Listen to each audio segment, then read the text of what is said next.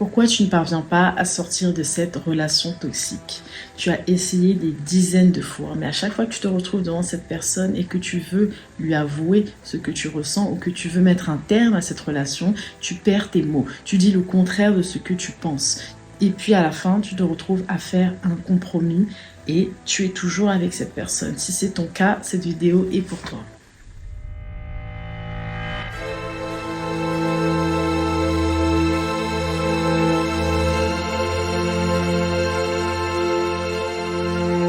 Bienvenue sur ma chaîne, je suis Émilie B, coach love, coach de vie, conseillère en images, servante de Dieu et directrice artistique. Aujourd'hui, j'aimerais parler des relations toxiques et plus précisément, pourquoi tu n'arrives pas à sortir de cette relation toxique.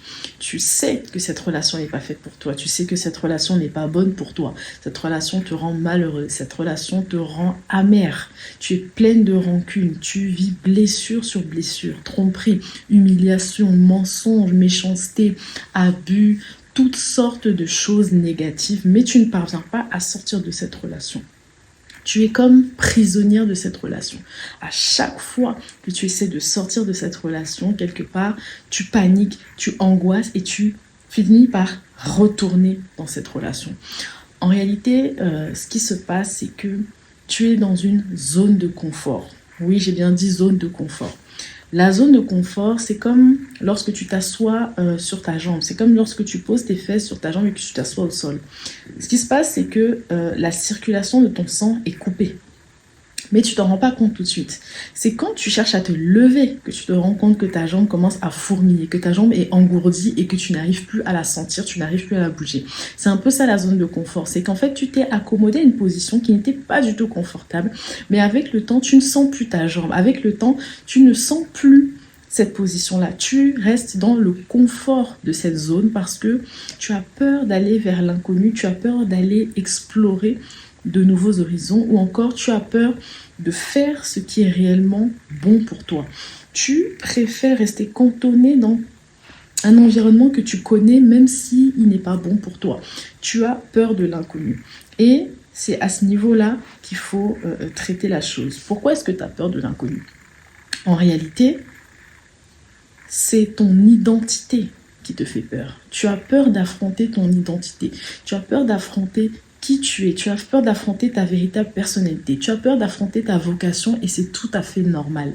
C'est tout à fait normal parce que tout ce qui est profond, tout ce qui ramène à soi, tout ce qui ramène à ses rêves et à sa vision, ça fait toujours peur. Et si ça te fait pas peur quelque part, c'est que c'est pas vraiment ta vision. Donc, il y a un travail à faire sur ton identité. Tu dois apprendre à chercher qui tu es. Tu dois apprendre à chercher qu'est-ce que tu es appelé à faire. Et c'est lorsque tu vas découvrir ces choses-là que toutes ces relations qui t'asphyxient, tu vas t'en détacher. Je vous donne mon exemple. J'ai été très longtemps dans une relation toxique. C'était une relation amoureuse qui a duré quand même 7 ans. Donc elle a duré très longtemps cette relation parce qu'elle a duré à peu près de mes 20 ans à mes 27 ans. Et vraiment, j'étais pas heureuse. Mais au départ, je ne m'en rendais pas compte parce que je ne connaissais pas autre chose. Vous voyez, j'étais jeune, je ne connaissais pas vraiment la vie et je me suis accommodée à ça. Et vraiment, cette relation était tout ce que je déteste. Donc, au fond de moi, je sentais qu'il y avait quelque chose qui n'allait pas, mais je ne savais pas comment l'expliquer. Et puis, il y a des personnes autour de moi qui ont commencé à me dire, voilà, tu vois pas que cette personne-là n'a rien à voir avec toi, tu vois pas que vous n'avez pas les mêmes mœurs, vous n'avez pas la même moralité, vous n'avez pas les mêmes valeurs, vous ne vous ressemblez pas. Mais moi, je ne comprenais pas. J'avais l'impression que tout le monde autour de moi était jaloux, donc je prenais cela un peu comme une attaque. Et puis, quand j'ai commencé à grandir, quand j'ai commencé véritablement à m'attacher au Seigneur, quand j'ai commencé à lire, quand j'ai commencé à me former, parce qu'à cette époque-là, j'étais vide. J'étais vide, certes, je faisais des études, j'ai fait de longues études, mais j'étais vide, c'est-à-dire que je ne cherchais pas à me développer. Je ne cherchais pas à connaître qui j'étais, je ne cherchais pas à développer mes talents, je ne cherchais pas à apporter une plus-value dans la société, dans ma génération. Je ne connaissais pas toutes ces choses-là.